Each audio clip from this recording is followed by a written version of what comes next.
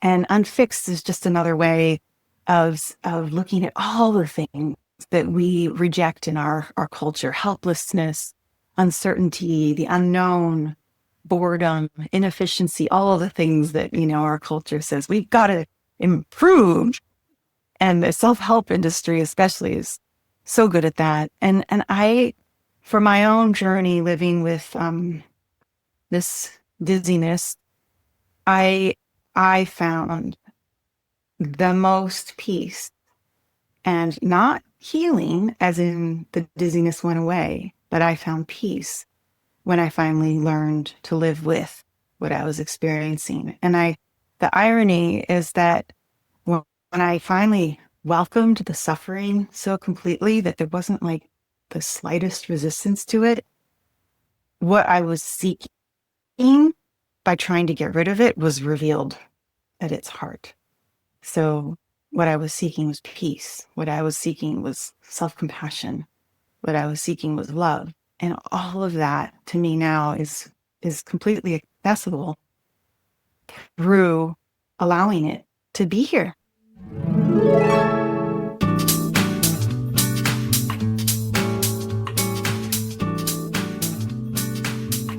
Kimberly Warner, welcome to Fear Unzipped.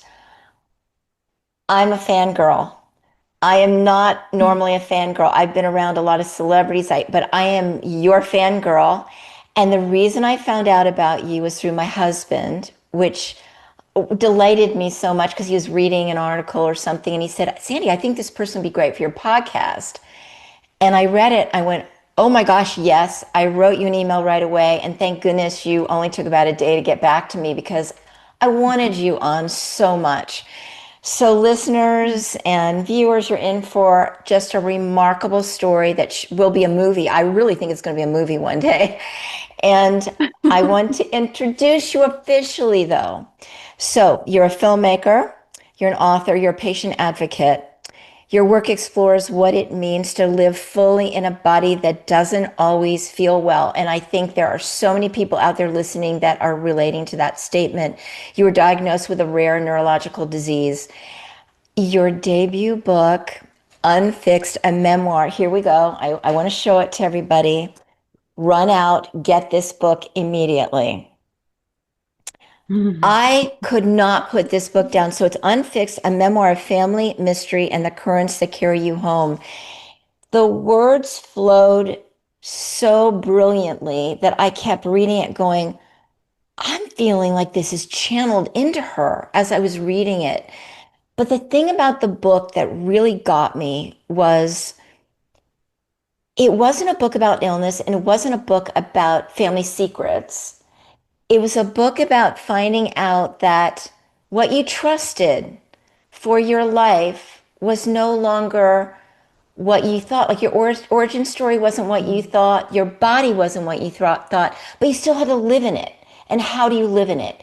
Yeah. And I think many people are going to relate to that on some level. So, Kimberly, it is my delight and honor. Oh, I also wanted to say that this book won the Publishers Weekly Editor's Pick.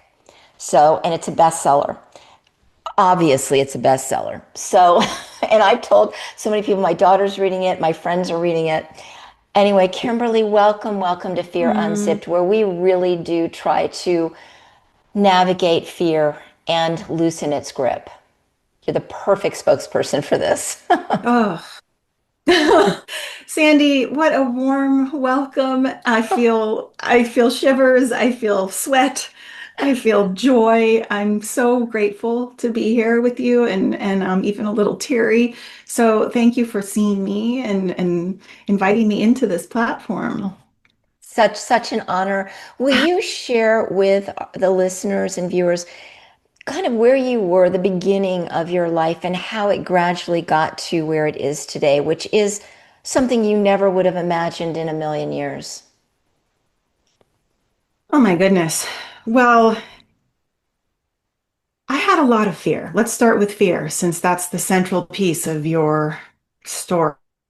And my fear as a child didn't manifest on the surface. I was really, really, really good at covering it up. And I was really good at believing that the stories that were being told to me and the emotions that were surrounding me were mine, as a way of almost sidetracking myself from having to face my own fear, the deeper stuff. But as a child, you don't know that there's incoherence. You don't know that there's a story that you're being told, that there's a truth underneath. All we know is the sensation. And so for me, the way that incoherence manifested was a sensation of anxiety and a sensation of an experience of feeling like I was never okay. And even though, which is so weird, I grew up with such a loving family. My mother was a psychotherapist. My father was a heart surgeon. They were very, 80s new age in the Midwest. We were learning meditation and doing yoga, and we talked about our feelings. So, on the surface, what would a teenager do when they look around and they think, I've got the perfect family? And that's what the community was doing too. The perfect Warners is what we were kind of known as. So, how in the world would I explain all of this anxiety that I was feeling inside and this need to almost escape myself? So, what do? I believe that what must be wrong is me. And if what is wrong is me, then, well, I better fix it. So I became Little Miss Fix It in so many different ways, in so many different chapters of my life, starting as a ballerina and wanting to have the perfect extensions and the perfect fouettes, and then going through the skin acne issues in my teenage years and wanting to hide in the bathroom and not allow myself to have boyfriends and friendships because I had a pimple on my chin. And then eventually that manifesting deeper and deeper and deeper, as these things do, into autoimmune disease and trying to fix it with diet and gluten-free and stress management and all of the things. I have done all of the things.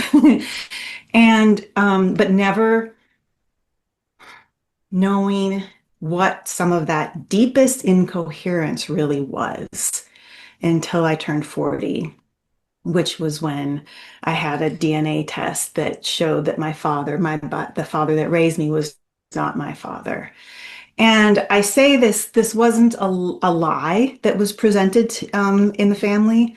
This wasn't hidden from me. This was a deliberate choice to not investigate. And, I could go into the details of all of, the one night thing that my mom had and the affairs that my dad was already having at the hospital. There were a lot of details surrounding this, but essentially after this one night thing with my mom and this man named Charlie, where she thought she was already pregnant, she came home and said, Dave, I had an experience.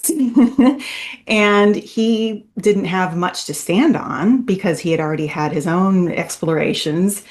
And so they decided, okay, well, let's just move forward. And thinking that she was already pregnant, it just was out of sight, out of mind. Although my dad did carry it because when I was 17, he asked my mom to go for a walk with me and say that there's a chance that dad might not be my dad. And when she presented this to me, she said, on the heels of that, she said, but isn't it wonderful that you belong to the mystery? And given the person that I was, very much in tune with how everyone else wanted me to be and what their emotions and their narratives were, I just said, yes, you're right. And then I put it out of my mind because I loved my dad. What's the big deal? I'm not going to think about this. And my dad is my dad. So you're ridiculous. And I never talked about it with my mom, my dad, my brother, a friend, nobody.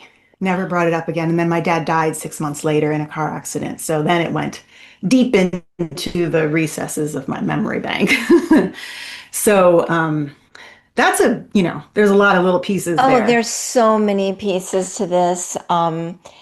that your dad, you were going to Mexico with your mom and your brother, and Mhm. your father was late coming home to go to the airport, if I'm remembering this correctly. And so you went to the airport, and he's rushing to go to the airport, and he's in a car accident, and he Yeah. dies. Mhm. And I mean, just to unpack that is just so much. So Mm. what I just tell me what was going through you at that time. And I just also want you to know that I grew up my entire life with anxiety and fear. And that's why Mm. this obviously came to me because, or came through me. I say it didn't come from me at all, but I could remember anxiety in my mom's womb. And my mom was awesome. You know, she was great, but she had anxiety. And so I always thought everything that I picked up on was mine. And it makes you a bit of a crazy person. And there's no way you can be grounded, and there's no way that you can feel secure, and there's no Mhm. way that you can feel really good about yourself because you're constantly doing things wrong and Yeah. in your own mind. So, can you talk more about, what happened when your dad passed, and then how you learned that who your father was? It's amazing. Yeah, well, what I really did when my dad died is I made it my life's goal to live his life. I was a daddy's girl, and we all have our faults, but he was extraordinarily loving. I think his best relationship was with me. I think it was more challenging with my mother, but he demonstrated so much love. I knew he adored Yeah. me.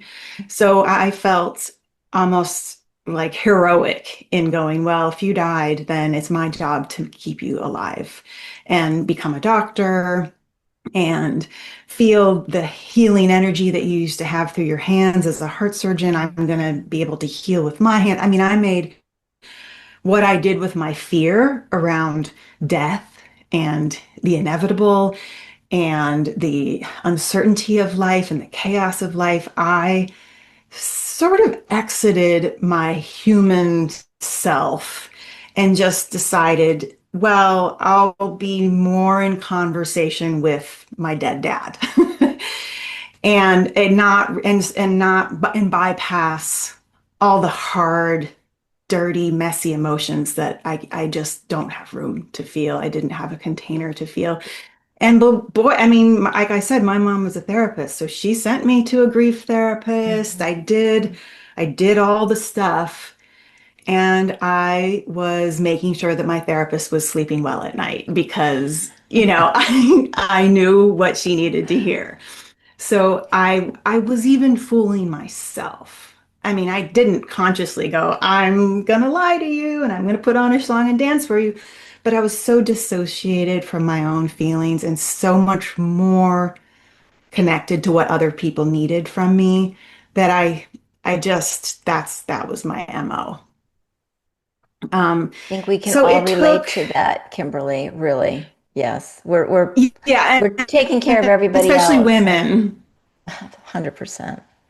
Oh, and believe me, I'm no expert. I'm still dealing with it. But I learned it was 3 years after my dad died. So I was in my early 20s, and I developed autoimmune Graves' disease. And it came on very suddenly and very severely. So, like, I lost 10 pounds in a month, and I'm a voracious eater. I have a big appetite, and I was eating and eating and eating, and it was just falling off of me. I started shaking all the time. I'm not a coffee drinker, and it felt like I was on 10 cups of coffee by 10 a.m., sweating. And I was visiting my mom, and she took me to a primary care physician back there. And she's the one that did the blood work. And she said, wow, your thyroid is bananas. And the solution to her was to do surgery and get it cut out. And I was like, okay, so back up. My dad, yes, he was a heart surgeon, but he was very much more involved in natural medicine. So he was, in a cohort with Andrew Weil back in the 80s and was all about natural medicine and stress management and biofeedback. So I thought, I'm not going to get surgery here. I'm going to commune with dad and I'm going to figure out how to heal myself and pull all the books off the shelves and see what Louise Hay had to say about this. Mm-hmm. Well, she said it was about grief. And I'm going to see what the natural medicine book says about it for my diet. And it said, it's a gluten-free diet you have to follow. So I did all that stuff. And I was able to sort of manage it slightly, but I didn't know simultaneously what it was really doing was keeping my nervous system in a more or less constant state of fight or flight. And oh my goodness, there's so many pieces here, but I eventually ended up at in Portland, Oregon, to go to graduate school and in naturopathic medicine. And I was having another thyroid flare, and I took an evening job working at a film production company, not because I knew I was interested in film, but because it was something on Craigslist that fit my schedule. And they handed me a box of old VHS tapes and beta tapes. And they said, your only job is to review all of this material because we're making a 20-year anniversary for a place called the Dougie Center. And I was like, cool, I don't know what that is, but let's do this. And it turns out the Dougie Center is a international organization for bereaved children. And I could not believe the intervention that was happening in my life because that at that point it was 9 years after my dad had died, and I had largely not been dealing with it. And one of the founder actually on one of the videos, and this was sort of that one of those pivotal moments in my life where she said, we never worry about the children that start acting out their fear and their grief, the ones that get, obnoxious in the classrooms. We never worry about the ones that show a different behavior of withdrawal and they start, removing themselves from their friends. They're working their grief out and they're showing it in the way that they need to. The ones we worry about are the ones that become perfectionists and everybody thinks they're A-okay. And what happens to them is about 10 years later, their body breaks down. And I was in the middle of a thyroid storm and feeling like I was losing my shit and not even sure if I could handle graduate school because of all the nervous system energy I was running all the time. And I thought, oh my goodness, this is what's happening. So intervention. And what I ended up doing is I did drop out of naturopathic school and barely managing my thyroid for another 15 years until it completely just petered out on me around the time that I got the DNA test and found out that my dad wasn't my dad. So all of those adult years of living his life, not that it changed my relationship with him, but it felt like the ground underneath me had been pulled out. I mean, everything changed that day. Which is an interesting analogy because the ground underneath you is not the same as it is for most people, which we're going to get into. There's so much here. Mm. I'm thinking about Charlie now. So when Charlie came in, so can you explain who Charlie is and how you relate to Charlie in your book and what you started doing? Yeah. So Charlie is the man that my mom had the one night fling. He's a maverick, a musician, a poet, a sailor. This was 1974. They met at a music festival, the Mariposa Music Festival in Canada.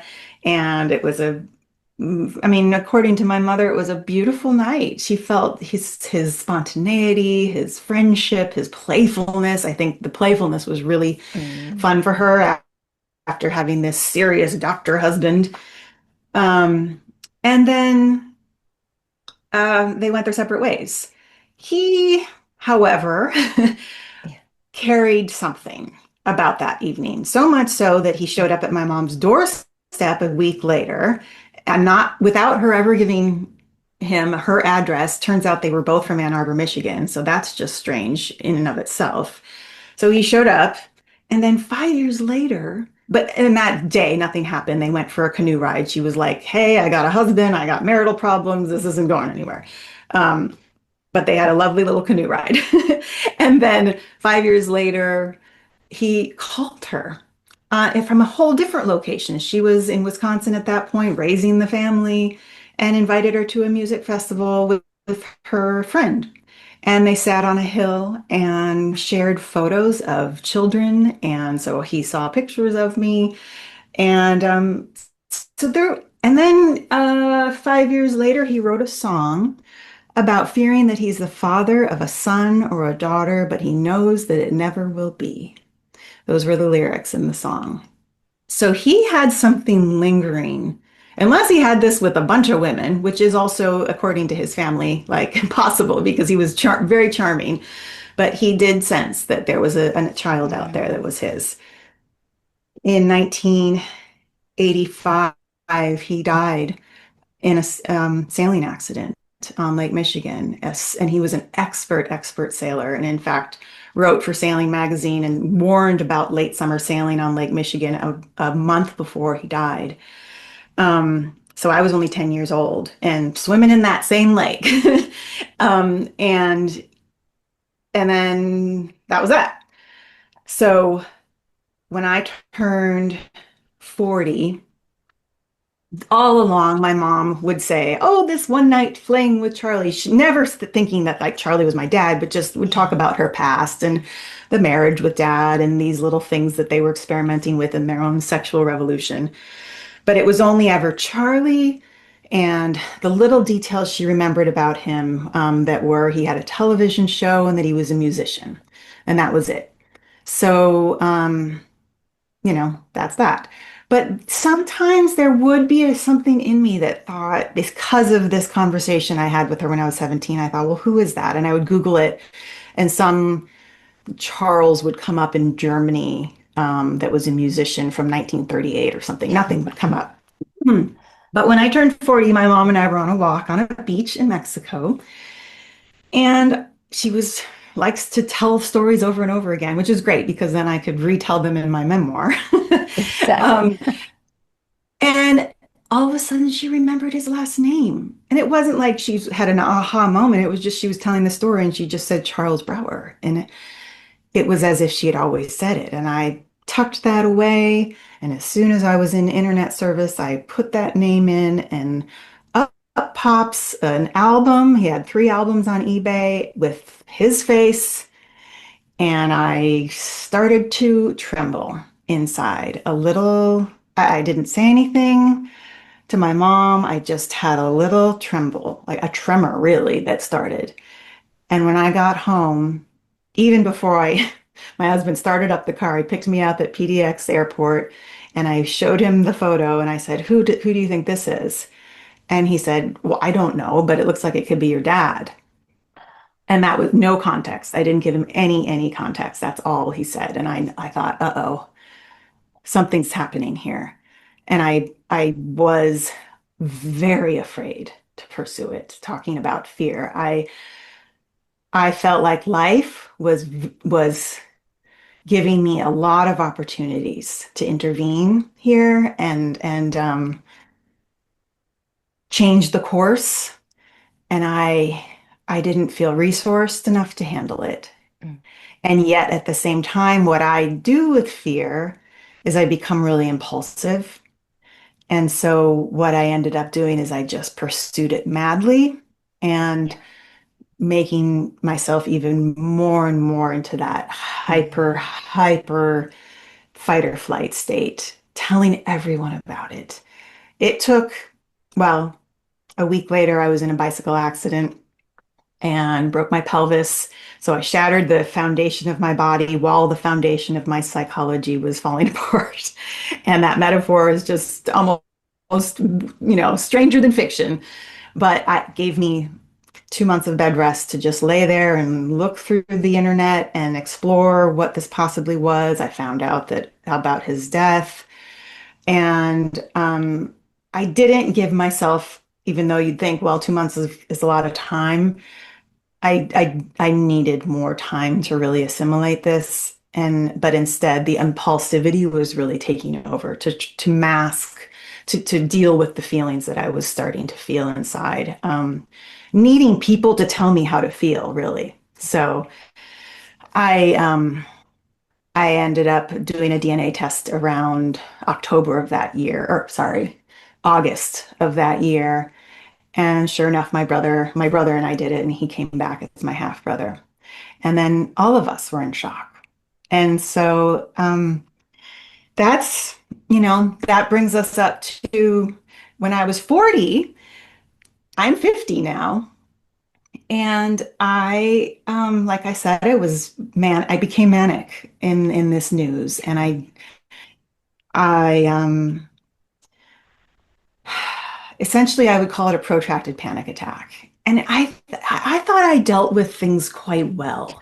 And, but as I look back, I think the way I dealt with them is that I would just become really disconnected from my my truth and my feelings and the pace that my body needed versus the pace that my ego and my brain were trying to digest everything, which was so much more rapid. My cellular knowledge was like, slow down. And I didn't. And I, because of that, I developed this neurological disorder. And it is essentially, it can come, it's called mal de débarquement, and it can come from two different scenarios. About 60% of the patients get it from actually being on a boat and then disembarking and never getting their land legs back. And then there's 40%, and it's called spontaneous mal de débarquement, and we get it from protracted panic attacks, from a heightened state of panic where the neurotransmitters eventually just stop interpreting the vestibular signals correctly. And what happens is the ground starts to shift under our feet, and we feel as if we're at sea all the time. So I'm 50, and I've been living with this for 9 years, 10 years. So it's been a journey. S- Yeah, So it feels like the ground is like you're walking on water, literally, like it's constantly moving. Nothing is solid. nothing is solid. Kimberly, just the metaphor of water and how water's played such a huge part in your life. Water, there's something ethereal about that in your life, I feel. And Oh, I'm also feeling these two men who love you so much, different, really incredible personalities. I mean, I just kind of feel them. But oh my gosh, you are really loved. You are really, really loved by two kind of magnificent men, very unique, very mm-hmm. unique. They planted their feet here on this earth in a very unique way. That yeah, they're ones of a kind, both of them. Yeah. So in the book, you started writing letters to Charlie. Mm-hmm. Tell me, Yes. so those letters to Charlie felt, I really felt this, a channeling. I felt something throughout this book that they're speaking to both your dad and Charlie, who are both is also your dad. We're speaking to you. So I want to ask you two things. I want to ask about the letters. Mm-hmm. I also want to ask where metaphysics played in your life. Did you believe in an afterlife? Did you believe you could talk to people on the other side? Did you trust your intuition? Those kinds of Mm. things. Oh, boy, those are juicy questions. So the letters were very much me trying to inhabit the parts of my younger years and my younger body and relate to this father that I never knew. I thought, I want to know what that 10-year-old would have done with him. Would she have run around the backyard while he wrote lyrics for his next album? Would they have played music together? Would he have been attentive, or would he have been his own, brand of anxiousness and trying to figure out his own life and distracted as a father? Would we, does he know that I existed? Mm. And how do I reclaim even if it's in this sort of liminal state, how do I reclaim some of that relationship? And so I want to believe that time is not linear and that somehow in my writing of these letters to him through these different phases of my life, I am fleshing out our relationship a bit more and giving him the opportunity to feel the way he did leave something behind. He even wrote a poem about like what do we leave behind in this world? Are we just like hubcaps and in ditches? And he died young. He died at age 36 years old. So he barely got to leave anything behind other than two books of poetry and three albums and, a public access television show, which is actually a lot Yeah. for a 36-year-old. So, which is fun for me. And all of those assets have been really beautiful in a way that I can further that conversation. So I'll like take a poem of his and then I'll respond to it as if we're playing a little ping pong with our poetry. And it became playful, it became healing. It was it was a way for me to enter into and beyond the factual and allow my DNA, which is very much him, Mhm.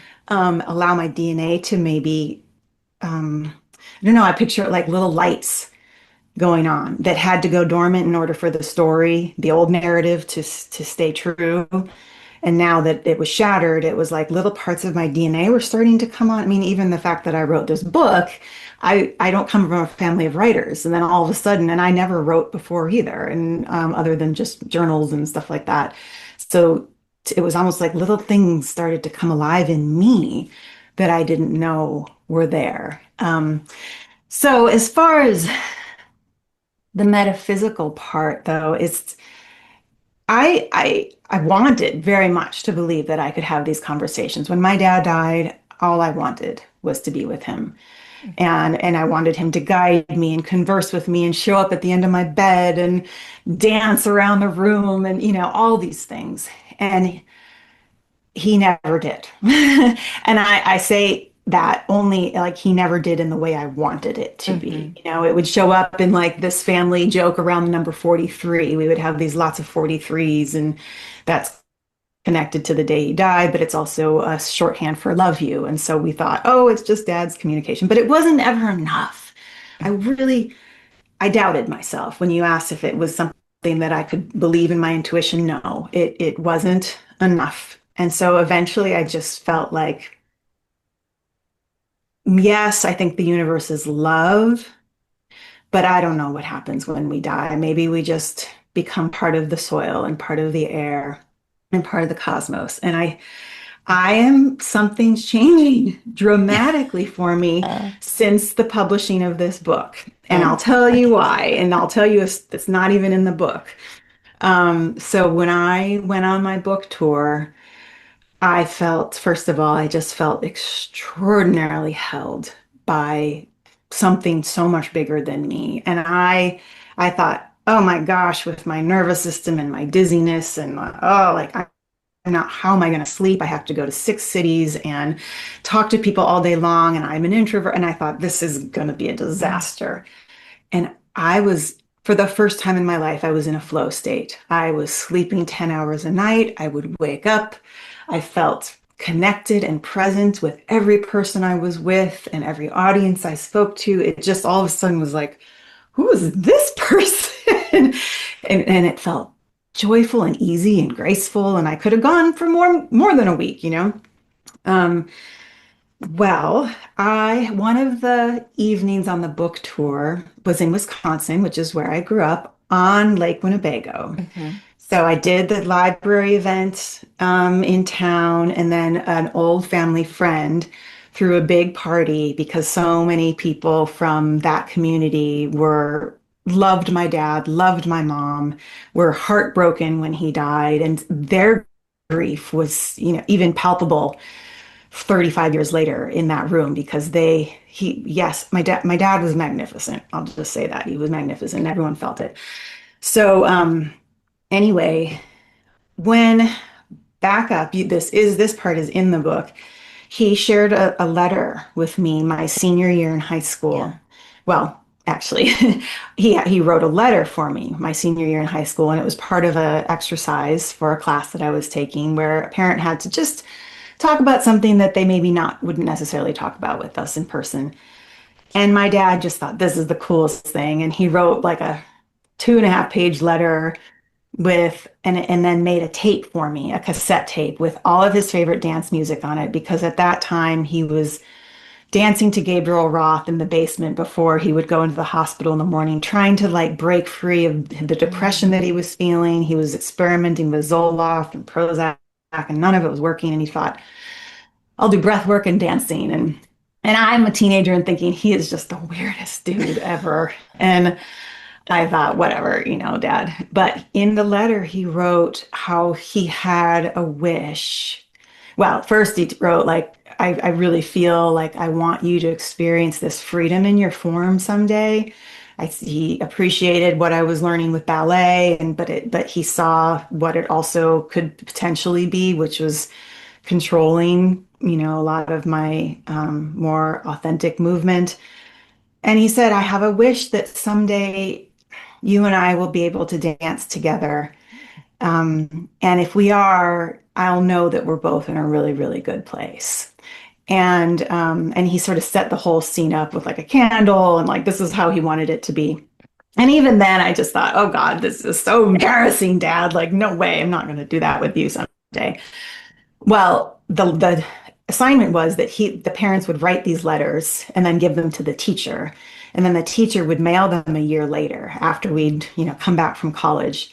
So fast forward a year, my dad died in the April of that year, so just 4 months after he wrote that letter.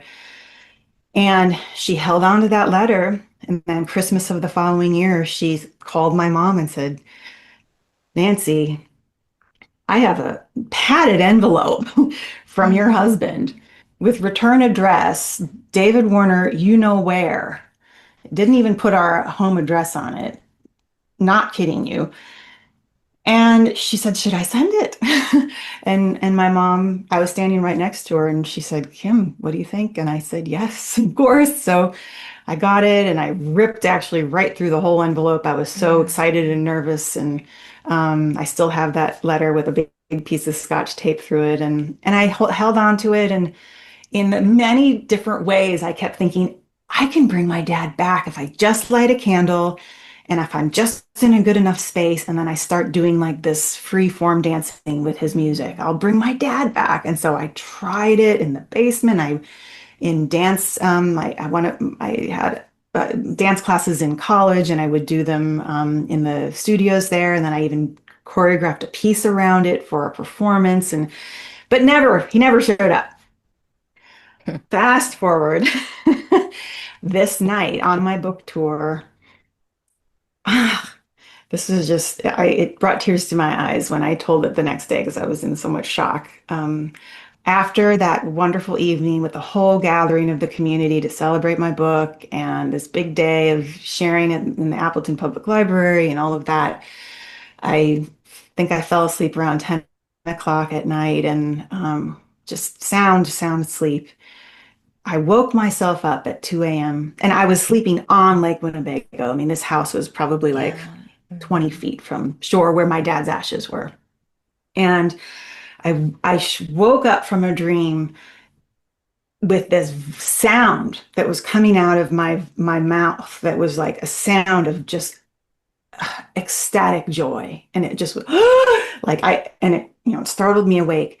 My dad was at the foot of my bed dancing, and this has never happened to me in my life. Like I said, I wanted it. He essentially was saying we're both in a really good place now. To me, I waited 35 years for that moment, and it happened. And yeah, I don't, I am absolutely convinced that when we die, there's, there's a way that though that energy exists, that continues to exist and inform and connect and shape and play. And play is a big one. And I think Charlie and my dad are both playing so much with my life right now in just tinkering around and saying, what other magic can we stir up for her? This book was never meant to be shared with the world. It was written for myself, and I think they had everything to do with it coming out of me, being written in the first place, and then Mhm. having the success that it's been having. So, Okay, so that's an incredible story. You're preaching to the choir here because I know that we still exist and they're still around because I can actually feel them both. And that time, time is made up. We make up time. It's a human thing we make up. So for them, it could be a split second. For us, it's 35 years. So time is irrelevant when it comes into this, and we want things so bad. My mom passed. I just wanted her to come in and just go, Mom, are you okay? And we push and push, and sometimes that energy is a little too intense yeah. because what I believe is that we have to meet them. They're at such a high frequency that we have to meet them somewhere close to it. We're not going to be where they are, but, and so if we're really depressed and down and desperate and angry or whatever we are, it's hard for those frequencies to meet. But they'll come in and they'll surprise us. And Kimberly, they are so funny. And their sense of humor it's just wonderful, which you Mm. can take a very grieving moment in your life and start giggling because Oh. they'll come in and show you. And the 43s were definitely your dad. It was the start of getting your attention. Now they have your attention. And so buckle your seatbelt, young lady, because it's going to be so magical. Are there certain things that you can share with us that have come in where they're kind of poking you? Hey. Well, I mean, I'll tell you, even so, this is even before I knew about Charlie. So I think they've been here all along. Oh, yeah. But just, my adopted father's name is David, and then my biological father is Charlie. Guess what my husband's name is? I know. David Charles. Oh, oh, was that in the book? I don't know. I can't remember if I included I that because can't, but it's I so, remembered that your husband's name is David, and I thought your yeah, dad's but name is. his middle name is Charles. You did put, I think that is in the book because I remember going, Yeah, look like it. people aren't going to believe this, but it's true. And when I certainly 20 years ago, when I was, dating my husband, I wasn't thinking, gosh, you have my biological father's middle name. No, that wasn't part of the scenario. And so I think they've been having a lot of fun all along. And right now, the way it's showing up, like I said, I feel like something's sort of sped up since the publishing of this book. And the Mhm. way it's showing up now is through connections that are happening with people. Beautiful, including you, Sandi. I mean, just people that all of a sudden just appear. Like what? I mean, sure, we have a publicist and she's making connections, but Mhm. the really magical ones are the ones that just are completely random. And I'm looking at them going, just last week, I feel like, in fact, maybe we need to do a DNA test because I feel like I met my half sister. And my biological family has always said, oh gosh, there's probably more of you out there. And she just a little background on her. Just last week, she published a book. It's called Dizzy. She's been living with a vestibular disorder for 18 years. She's 50 years old. She was born in Michigan, in Traverse City. Her family is all in Michigan. She spent most of her adult life in the wild and sailing on a sailboat or living in Alaska, which is like in a cabin, which is much Charlie, was very much that wild spirit. He didn't want to ever be tamed. Um, and our stories, her father that raised her, which I think is her biological father, but who knows, died when she was a senior in high school in a sudden accident. I mean, it's just freaky how many connections we have. And I'm halfway through her book right now, and I'm actually having to pace myself because there's so much charge. I feel like I'm remembering even parts of my story as I read her story. So, like how, and she lives in Boulder, which is where my family lives now. Uh, so have you talked to her? we Zoomed, and now we've just been emailing back. We're like, we have to do book tours together and we have to do events together. I mean, we're just in like almost inseparable in the weirdest sort of way. I don't think there was a question around her paternity, but if there was, Charlie would have been her dad. So, Kimberly, what you just described is exactly what I've experienced in when you're in the flow, when you're doing what is what you're supposed to be doing. I mean, something clicks in, it locks in, and you're not fighting it. It's just, where'd this book come from? Where did this, that I shared that nobody in the world was supposed to read except for me and maybe my family? And then now yeah. it's a bestseller and it's going to be a movie, but it feels like that. But it once you open yourself up to that, and it's all surrounded around love, because I think love is the key to it all. You're right. That and you're so surrounded by love that the magic starts coming in. And this is what I love, love, love about doing this podcast. And Mm, I listened to the guidance to do it because I didn't want to do it. yeah. And it just came through me. And then the people I've met, like you, I was telling my husband, I said, oh my gosh, if I didn't have this podcast, I couldn't just probably call her up and go, tell me your story. Let's have coffee. Right. So, and this has happened with all my guests. And I just think, but we are all supposed to meet each other. Yeah. That I have found to be so real, that the threads are all connected. I will probably be connecting you with other people that this is just the way it all Yeah. works. Just weaving together. It's weaving together, it's weaving the beauty of being human Mm, and the beauty of also having these ethereal, metaphysical abilities, because we're, spirits in a human body. I really do believe yeah. that. Yeah. But we're here to be human. And your book just brings it all together so beautifully. There's a thread of ethereal through it. Yeah. There And is. absolutely, and yet that was not your intention, I know at all. Mm-mm. Oh my God, can we talk about fixing? So many of us want to fix. You want to fix the wrinkles, you want to fix the imperfections, the we're not good, the good enoughs. And Mhm. let's talk about being fixed and unfixed and what you were doing with unfixed, because I think all of us really are in that unfixed category in some way. Yeah. I think one of this word keeps evolving for me. I started it as a film production company in 2019 to learn from other people that were living with chronic illness and were, not over trying to find cures, but also trying to live well within what they were experiencing. And I was doing it selfishly because I was really very much for the first 7 years of this vestibular disorder. I was like, how do I live with this? I cannot possibly live through another day. And I lost everything while this was the early stages of this storm were happening.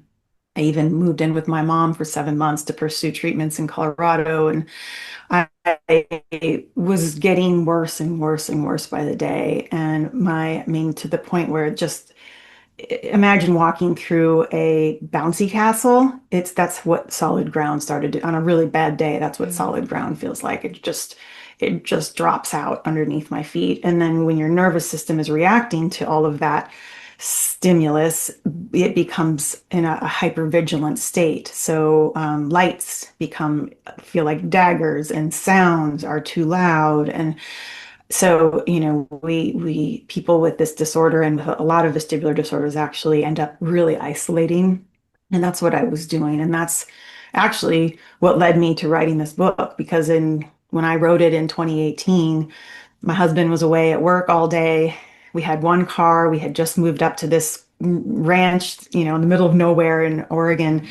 And I was no longer working. I didn't even have a computer. I was not on social media. I wasn't texting. I'd lost most of my friends. And so all I had was time. And I thought the only thing I really had was this message from so many people that knew my story that said, you have to write this down. because they saw the magic in it. I didn't see the magic in it yet. I was still like, I just want to get better. I feel so miserable. But I also knew that I had a really terrible memory and I was dealing with so much brain fog. And I thought, well, at least I'll just write the timeline down so I don't forget the magical moments because I knew there were some, I mean, as you read in the book, there's some wild, crazy magic, especially when Charlie starts entering the picture. So um, I ended up writing it, writing the book, putting it away, and then getting to the point where, with myself and the pursuit of a cure, just exhausted with that story. I had done it at that point for 8 years, and I just thought, Mhm. I'm done, but I don't know how to live. And so Dave suggested that perhaps I find people that were living with all kinds of different diseases, ALS and chronic migraine and multiple sclerosis and trigeminal, whatever, you name it. And so I found 20 subjects and ended up exploring with them over 2 years through the pandemic to create a docu-series around not like what kind of herbs are you taking, but Right. the deeper questions of how is this affecting your relationship and your sense of purpose in life, and if would you give up everything you've learned since the diagnosis in order to be cured, and real meaty types of questions. And I was Mm. digesting them as I was receiving their material. And so Unfixed originally was very much this idea of how to live with it in a physical form through chronic illness. But as of course, that word has evolved so much now, and unfixed is just another way of looking at all the things that we reject in our culture: helplessness, uncertainty, the unknown, boredom, inefficiency, all the things that our culture says we've got to improve. And the self-help industry especially is so good at that. And I, for my own journey living with this dizziness, I found the most peace, and not healing as in the dizziness went away, but I found peace when I finally learned to live with what I was experiencing. The irony is that when I finally welcomed the suffering so completely that there wasn't like the slightest resistance to it, what I was seeking by trying to get rid of it was revealed at its heart. So what I was seeking was peace. What I was seeking was self-compassion. What I was seeking was love. And all of that to me now is completely accessible through allowing it to be here. It's just part of me now. And my nervous system can relax. My brain knows I'm not in danger. It may go away someday. It may not. Maybe I'll try another treatment some way down the line, but I'm living my best life with this experience now. And so I think one of the greatest gifts in unfixedness is that when we allow the greatest transformation to happen through surrender instead of climbing the mountain and conquering, we can be quite surprised by what comes. Oh, that's so beautiful. I had this is a quote from your book. I have so many quotes from your book because a lot of it just reads so beautifully, but I'm going to read this because it speaks to exactly what you said. Can we experience purposeful, meaningful lives when we're in pain? Can wellness include illness, disability, and limitation? Do we need to always be improving, actualizing, reaching, and seeking to be fully living? Is it possible that our grief, ability, failure, limitation, impermanence, and brokenness are actually the very experiences that save us? Mhm. It brings Yeah, tears to my eyes because it saved you. it did. It, yeah, and shivers. Yeah, I have shivers now too. And it this is something that I'm learning so much doing this podcast is that the things that we think are the most horrific in our lives, the things that we think we can never traverse, are often the things that make us the beautiful beings that we are today. Mhm. And people fall in love with that. They fall in love with that pure essence of a human that's Yeah. not trying to constantly make things perfect, because perfect isn't interesting, it's boring, and it's never Hmm. going to happen. So you're Hmm. constantly chasing, chasing, chasing. Yeah. So, And chasing and pushing away too, oh, because the world is full of everything belongs, like that Rumi's guest house, the poem where it's like, welcome everything to your mhm. guest house and invite them in for tea. And it's not like we're trying to put like a, shimmering bow on top of everything and saying everything is glorious. But when we can welcome everything in with equanimity and with Mhm. compassion, it there's something alchemical almost that happens where it Oh, starts to shift. there's no question about that in my mind, none. And I think you can allow yourself to feel anger or frustration, or I mean, we need to feel that we're human. That the problem is when we wallow in it, and that Mhm. becomes the essence of who we are. Surrender, oh my gosh, surrender is just so beautiful. In surrender brings sovereignty when you're doing it for your highest good. Right, That doesn't right. mean surrendering just to surrender and give up. It means it's for your highest good, and your highest good is saying, brava, to you. Yeah. Brava that you did that. Yeah. There's so, so, so, so much here. How does your family, how does your mother feel about this book? And your Oh, brother? oh, well, they were the ones. So when like I said, I never planned on sharing this. Hmm. And I put it on a hard drive for 3 years after I'd finished and just thought, okay, at least the details are there. And I write. I kind of edit while I write. I know that's not the way that a lot of writers say they do it, but I was very much like a final draft when I was done. But I Yeah. was like, Wow. that's just kind of how I got into the language. And sometimes I would mull over sentences for weeks, just really trying to feel myself into those words. And it wasn't until 2020 during the pandemic that I started helping a gentleman who was in the Unfixed community with ALS, who had become a good friend, and he said, I think probably got about 6 months left. So what do I do with my time? And I thought, well, I've got so much footage of you. And he was typing with his eyes. He couldn't use his mouth anymore, but he was sharing a lot of deeply profound insights through his experience and using this eye tracking device to do that. So I had it all typed up already on a hard drive on my computer. And I thought, well, why don't we just see if we can put this into a book? I mean, you're a wise human being. So anyway, I started helping him with this and found an editor, and we raised $25,000 over like 3 days to pay for the editor. And now his book is on Amazon. He's self-published and he's still alive, which is crazy because that was 3 years ago now. I mean, he's like very much alive. And anyway, I got back into sort of this process of memoir, or for the first time, and thinking about it and talking about it with my family. My mom and my brother said, "Well, what did you write? You did something like this." And I was like, "Yes, I did." And they said, "Can we read it?" And I thought, "Well, sure. I'll print it out for them." And I even remember I was at the Kinko's in Boulder, and I printed it out for them.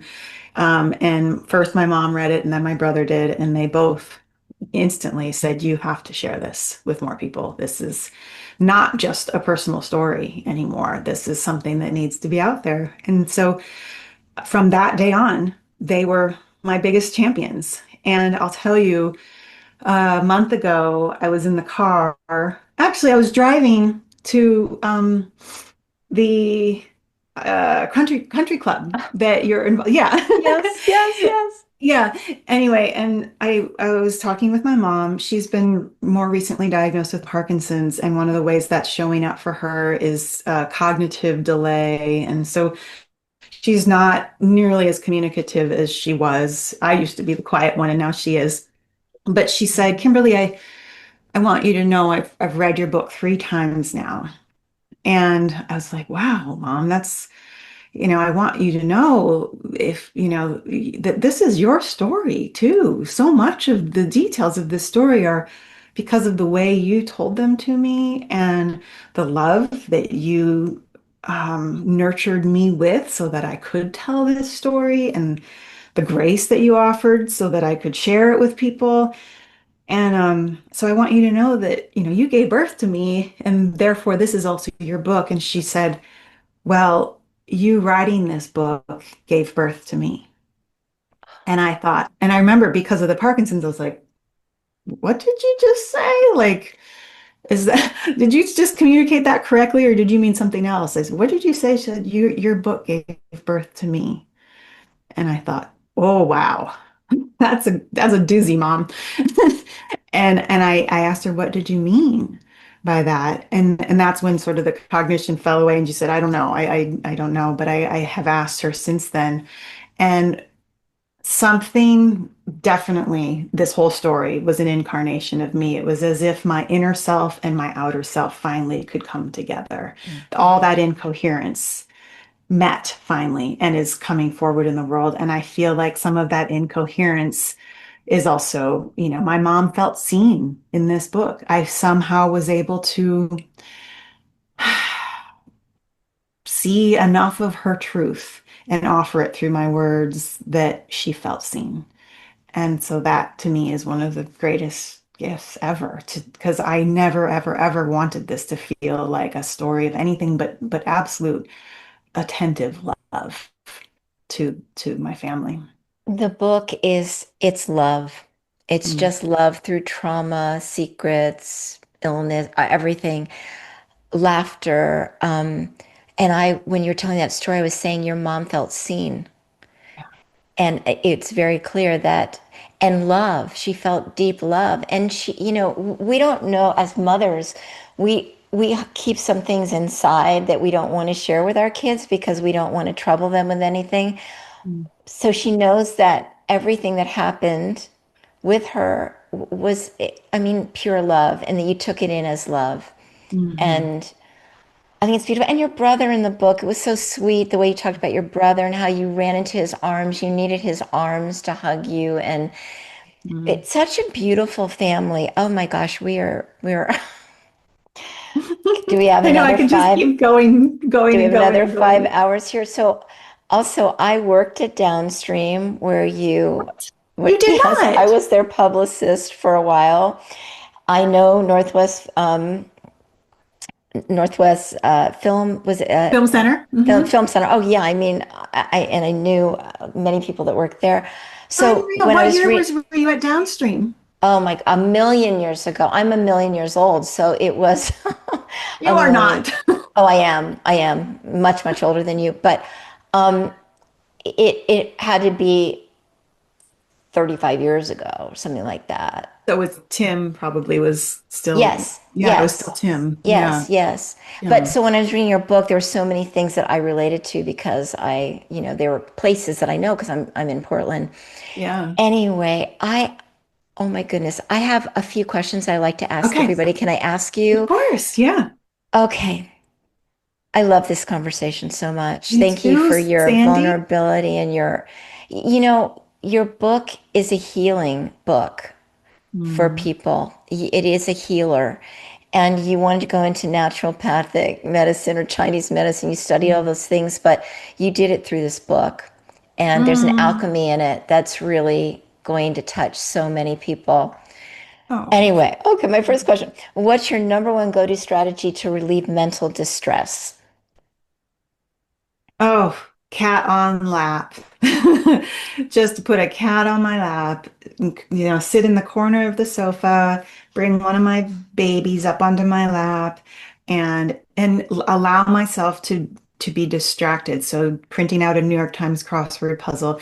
I've found that sometimes like going into meditation, which I've done much of in my life, is not always the most stress relieving tool. Sometimes because I have that mind that just choose and choose and choose and choose to actually distract myself, like with a crossword puzzle or a lighthearted book, are the quiet activities. My husband can be on the sofa, but we're not engaging in conversation.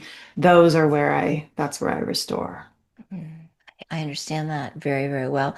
What's one of the best pieces of advice you've received in life, personally or professionally? Mm. I know the first one, I think the very first one that really struck me was when I was 19, and it was the title of Pema Chödrön's book. Pema Chödrön is that Buddhist Hmm. nun, and she wrote one of her books was titled The Wisdom of No Escape. And who knew that in a way that is just another reframing of the word unfixed? Gosh, I never really thought of that until now. But that was the original Unfixed for me. And I remember I loved the book, but the title itself was almost became a mantra for me Mm. of like how do I, if there's no escape, how do I allow what is happening right now to be the miracle? How do I allow what is happening to be nurturing and okay and exactly what I need? So, Mm. yeah, Pema Chödrön. Oh, that's so beautiful. And there was another one in your book that I want to share because I thought it was such great advice as also. You Hmm. said probably the best advice I've ever received was in Switzerland learning meditation. Do you remember this? Yes. And you said you were with someone and she's probably the best advice she Yeah, ever received was in Switzerland learning meditation. She was told, think about nothing but your feet on the ground while you're here. That will be enough.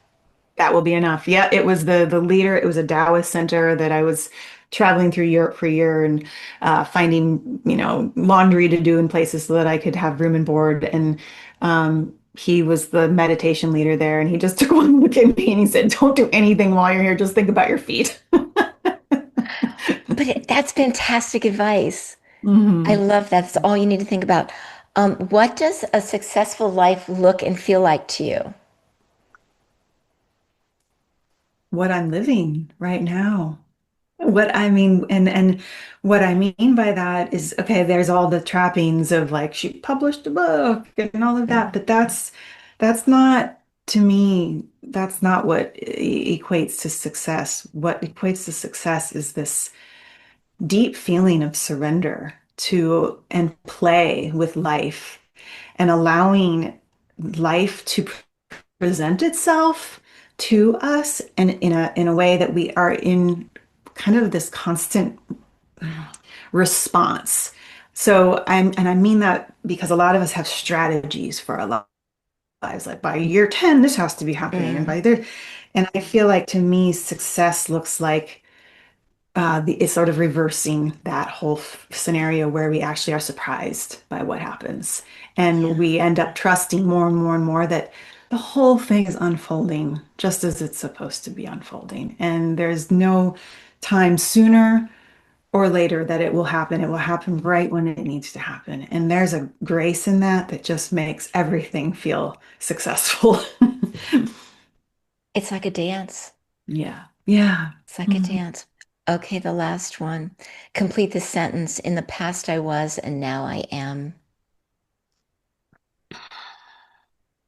In the past, I was unsure, and now I am embodied. Mm, that's really beautiful. Oh my gosh, Kimberly, where can people find you? Well, a lot of my time now is spent through I love writing, surprise, surprise. Yay. So I have Unfixed Media, which is where the film work is happening, and we'll always be creating projects over there. But the real juicy stuff for me is through the Unfixed Substack. Substack is a writer's platform. So if you put in Unfixed Substack, you can find all of what I'm doing and sharing over there, including a whole series called In Defense of, where I defend all of these underdogs of society, like inefficiency. And I actually wrote one last week called In Defense of Getting Dumped, because we were just recently dumped by a stray cat that we adored for a year, and then he ended up moving on to a neighbor and we feel dumped. So I take all the things that are wrong with the world and that we, need to self-help our way out of, and I actually find it, I flip it over and I try to find what's beautiful and right about those qualities. So that's a fun place for me Oh, right I now. love that. We'll put that in the show notes Okay. so people are going to be able to access it. The other thing, the gentleman that has ALS who wrote the book, what is the title of the book? Yeah, I have actually a proof copy right here, so it's got a big line through it. But look Oh, how good. handsome. Look how Oh, he's handsome so he is. handsome. Yeah. Liberation He's of actually being. a he was a medical student at naturopathic school here in Portland. It's called Liberation of Being. It's not really yeah, there you go. Oh, it's Liberation. wonderful. Thank you. Yeah, it's an incredible book. A lot of his poetry is in there. The editor did a beautiful job pulling it all together. And he's like I Oh, said, he's still alive, which is incredible. So well, I'm so glad we could share his book here. me too. Kimberly, well, fangirl.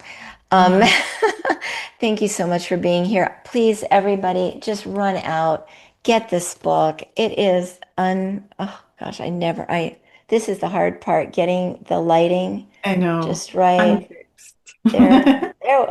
sort of. Anyway, you guys will know. Yeah. Um, get the book. It's just it's an adventure journey.